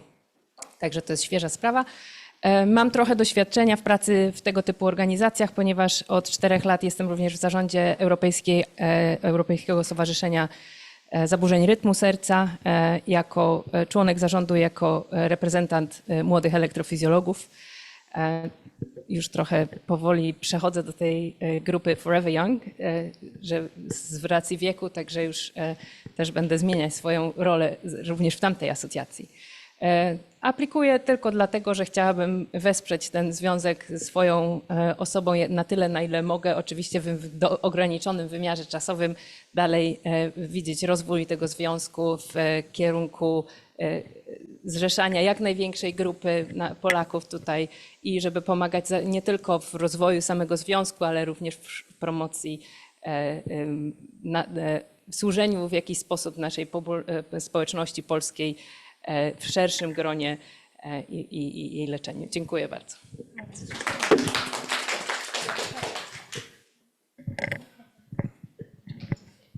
Bardzo dziękujemy, Kasiu, za tak bardzo prezentacyjną informację. Kolejnym członkiem do zarządu jest dr Maciej Ryszka, który jest konsultantem anestezjologiem w Bedfordshire Hospitals NHS Foundation Trust. Pan doktor jest bardzo aktywny zawodowo, jak również organizuje wiele szkoleń, warsztatów i wjazdów integracyjnych. Niestety pan doktor jest w drodze z Polski do Wielkiej Brytanii, także jest w samochodzie, jest w drodze i nie może być dzisiaj z nami. I trzecią kandydaturę jest to dr Olaf Tomala, który jest obecnie na dyżurze, ale jest stażystą Foundation Trainee Year 2 w Dartford and Gravesham NHS Trust. Dr Tomala jest absolwentem Medycznego Uniwersytetu w Edynburgu i również ma doświadczenia w pracy w zarządach, rozumiem, akademickich, tak? Dobrze, także jeśli my mamy już przedstawione nasze kandydatury, nowe kandydatury, to chciałam Państwu przedstawić kandydatury, które już są może bardziej znane. Jest to dr Paweł Chomicki, dr Halina Fitzclarence, dr Tomasz Kopeć, dr Bożena Laskiewicz, ja i dr Katarzyna Małaczyńska-Rajpold, dr Maciej Ryszka i dr Olaf Tomala. Także bardzo Państwa proszę o złożenie głosów. Przekażę mikrofon Asi, jak będzie Pan. Czyli będę wiedzieć, ile jest głosów. Będziesz, tutaj będziesz widzieć.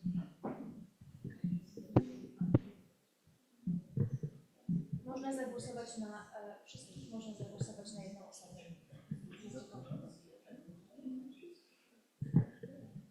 Jest jakaś maksymalna ilość członków zarządów? Może postawię to pytanie Dorotka. Nie rozumiem, czy jest jakaś maksymalna ilość, która może być w zarządzie? Oficjalnie według statutu jest prezes plus 6 członków zarządu, ale mamy te dodatkowe osoby, które po prostu są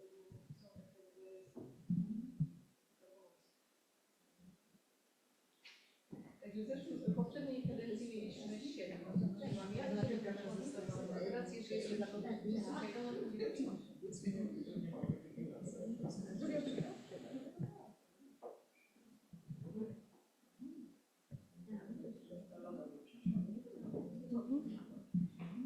Widzę, że jeszcze parę osób głosuje.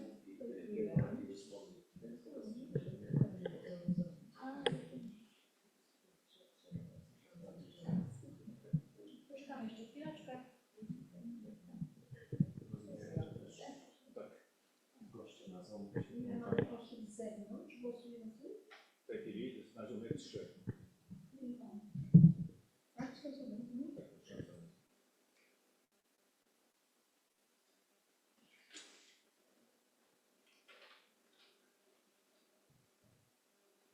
Czy już wszyscy zagłosowali? Jeszcze chwilę.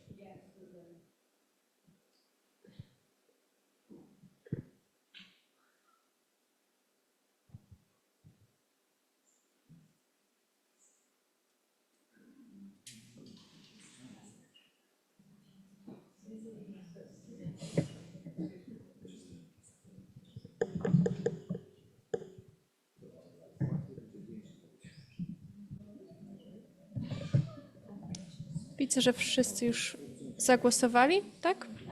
Ktoś jeszcze jest w trakcie głosowania? O.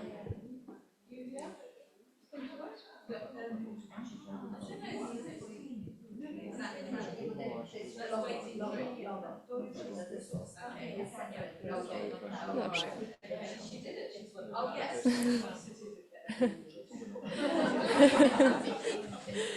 Dziękujemy bardzo. Mam przyjemność w takim razie ogłosić wyniki głosowania. 28 głosów dla doktora Pawła Chomickiego, 24 dr Halina Fitz-Clarence, 28 dr Tomasz Kopeć, 24 dr Bożena Laskiewicz, 28 głosów dla dr Martyny Leczyckiej, 28 dr Katarzyna Małaczyńska-Rajpold, 25 dla doktora Macieja Ryszki i 26 dla doktora Olafa. Gratulujemy nowemu zarządowi. I ostatnie głosowanie na dzisiaj to będzie głosowanie na logo. Chciałam Państwu przedstawić nasze obecne logo, Polish Medical Association in Great Britain, oraz naszą nową propozycję, modernizacja logo ze względu na jubileusz 80-lecia naszego związku. Chcielibyśmy odnowić nasz wizerunek. Zajęło nam to bardzo dużo czasu, bardzo dużo potraktacji. Chciałam szczególnie podziękować doktorowi Chomickiemu, który włożył tutaj bardzo dużo kreatywnej pracy i był bardzo cierpliwy z sugestiami całego zarządu.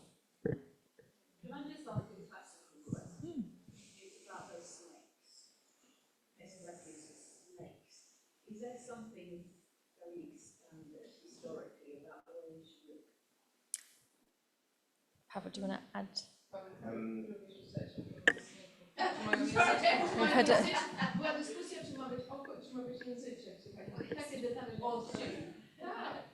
No, I don't know. I don't know what the answer is. I'm a fan of Asclepius, and I know we've got snakes hanging about. Wydaje mi się, że nie znaleźliśmy, wydaje mi się, że nie znaleźliśmy dokładnego opisu, jak on ma wyglądać.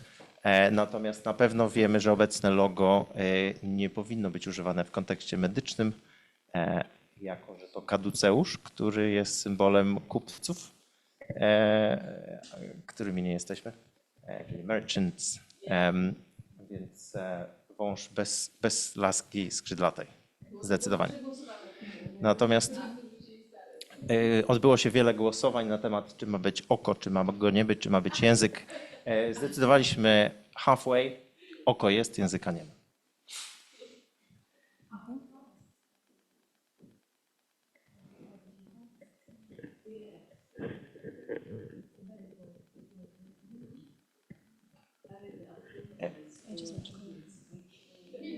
To jeżeli ja mogę, bo to też analizowaliśmy chyba, ale tradycyjnie jako lekarze założyliśmy organizację, natomiast zaprosiliśmy również farmaceutów, więc chyba i dentystów, ale chyba tradycyjnie pozostaniemy przy symbolice lekarskiej.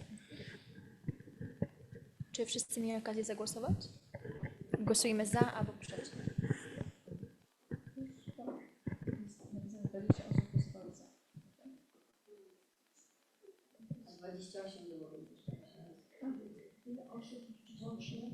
A mamy QR? To jest ten sam. Jest jedno głosowanie. 20 osób.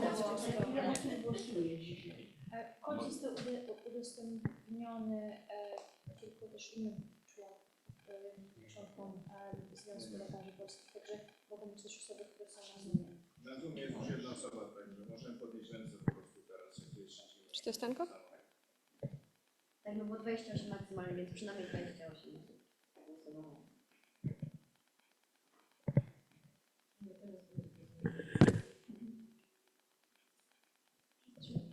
Wszyscy mi.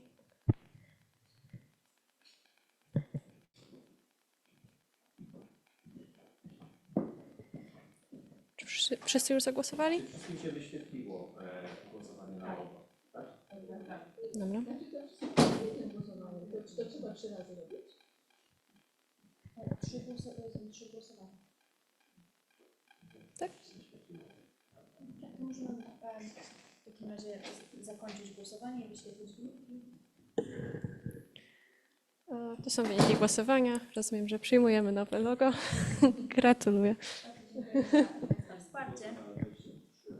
23.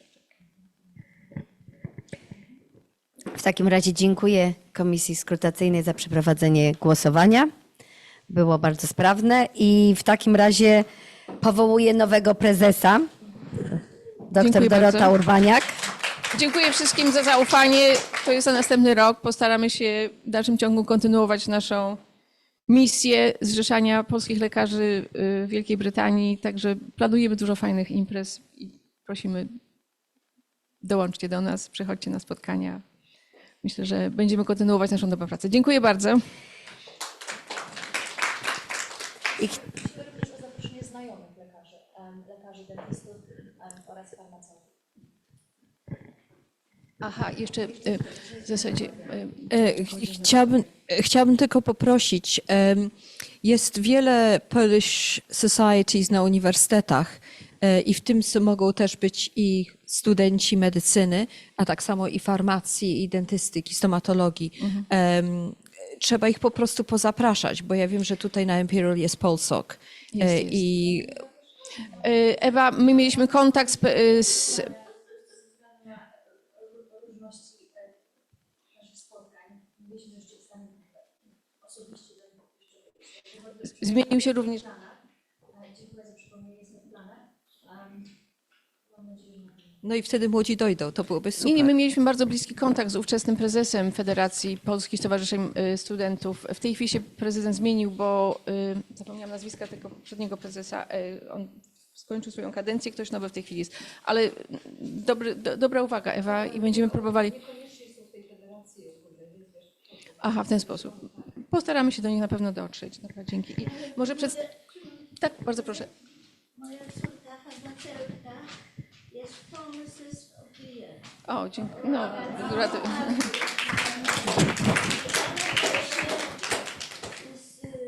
w tej organizacji, co teraz to najnowsze, Pharmacy First. A. Ona w tej organizacji, co tu przyszła. A czy ona jest, czy córka jest naszym członkiem? Przychodzi do nas tutaj na spotkania? Ona jest Brighton, to troszkę jest niepodobne. Ale może ja poproszę wszystkich członków zarządów, żeby przyszli tutaj. ale Dorotka, jeszcze nie powołałam was. Więc na razie powołaliśmy naszego prezesa, dr Dorota Urbaniak. Od razu. I chciałam jeszcze powołać nowy zarząd. Dr Tomasz Kopeć, dr Tomek, musisz przyjść. Danieli zdjęcie zrobimy. Tak, zapraszamy do zdjęcia. Dr Tomasz Kopeć, dr Martyna Leczycka, dr Paweł Chomicki, dr Bożyna Laskiewicz, dr Halina Fitzclarence, dr Katarzyna Malaczyńska-Rajpold i 2 osoby nieobecne, dr Olaf Tomala i dr Maciej Ryszka.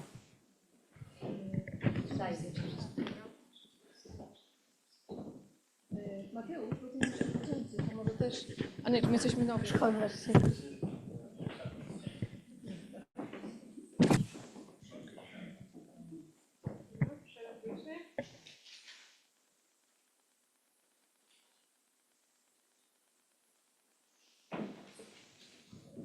Dziękujemy bardzo. W takim razie już teraz przekazuję mikrofon. Mateusz, mogę cię poprosić? A, dzięki, zrobiłam zdjęcie, tak? To jeszcze, Joasia, jeszcze zrób, jak Mateuszowi podziękuję.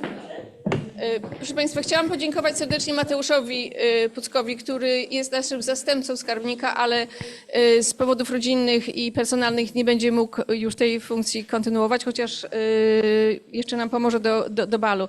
Więc będziemy musieli z naszego grona wybrać nowych skarbników, ale chciałam Ci bardzo serdecznie, Mateusz, podziękować. To jest taki malutki, że tak powiem, bonus dla Ciebie i dziękujemy ślicznie za pracę, którą włożyłeś w roli swojej jako zastępcy skarbnika naszego związku. Dziękuję bardzo. Oklaski.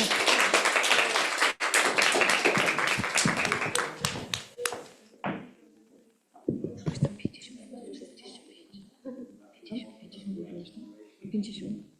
50. No i tyle. To wszystko. To dziękujemy bardzo wszystkim. Walne zebranie nie trwało, może 15, może 20 minut. Dziękujemy bardzo wszystkim za przybycie. To sami zostaną, tak. Także zapraszamy wszystkich do restauracji. Chyba mamy zarezerwowany stolik na tarasie, także zapraszamy na obiad. Dziękuję wszystkim za przybycie. Natasza wysyła mi, bo ona musiała pojechać, co założyć, gdzie to znaleźć. Zobacz szafę. Mama, gdzie to jest?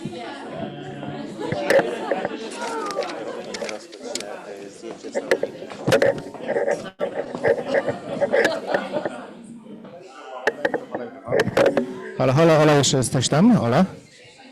Bo ja widzę, że tu ładnie uczestniczysz. Jestem. Ola, czekam. Niech ja cię tutaj rozumiem. Halo? Halo, Ola, jesteś? O, jesteś, teraz cię słyszę, ale super. Tak. Czekaj, ja cię włączę, ja cię troszkę nie słyszę, zaczekaj, włączę cię na słuchawkę. Okej. Jestem. Czekaj, żebyś mnie zobaczyła. Ja cię widzę. O, teraz już mnie widzisz, czekaj. A teraz cię włączę jeszcze sobie na słuchawkę, bo ja widzę, że ty tam ładnie sobie siedzisz. I tu cały czas słuchasz, wszyscy już sobie poszli. Czekaj, teraz powiedz coś. Słyszysz mnie? A, nie słyszę cię dalej, kurde. Okej, to może Nie, ja powinienem cię zadzwonię. słyszeć. Asia, AirPod. O, teraz powiedz, proszę. Halo? O, teraz się słyszę, dobrze. No to co? Super. Wielkie gratulacje, włożyłeś jak zwykle olbrzymią ilość pracy i wszystko super. Jedyną uwagę, jaką mam, to to, że przypominają, że trzeba przekazywać mikrofon, bo się bardzo zacznie. Okej. No to się... To już jest dużo lepiej niż było, ale... Okej, ale cały czas, nie? Może trzeci mikrofon kupimy na przykład. No to jeszcze mogło pomóc, nie? Bo są dwa w tej chwili i czasem się pewnie nie doleci, ale masz rację, ktoś jest po... No to wtedy traci nagle głos i wszystko robi się... Dwa razy się... Tak jak słyszę twój głos. A widzisz, mówisz, dwa razy się urwała relacja przez techniczne tutaj sytuacje, ale trochę się nagrało, także wszystko będzie można sobie jeszcze obejrzeć raz. Na razie, ale... Ja zrobiłam living i włączyłam się z powrotem do Zoomu. Super. Bo inaczej, bo się wszystko przerwało. No, słuchaj, to może się ja miałam operację katarakty parę dni temu. No. Wszystko jest okej, ale nie... Super. Tak. I mam drugą część, jak śpiła, jak dalej moje niekończące zaproszenie. No jasne. No, bardzo miło mi Cię widzieć, uściski dla wszystkich. Mi też z Ciebie rozmawiam dobrze. To może bliżej lata, Ola, się uda. Będzie ciepło, może gdzieś w jakimś okolicy. Chciałam powiedzieć jedną rzecz. Było takie spotkanie w Posku, w związku z tym, że Polska po raz pierwszy wzięła udział w takim pochodzie noworocznym, który się odbywa w Londynie. Ja o tym nic nie wiedziałam, ale to jest jakaś olbrzymia impreza. 1 stycznia można zobaczyć na YouTube i Polska po raz pierwszy wzięła udział i tam zrobili w ten sposób, że była Syrenka, Smok Wawelski, Marie Curie,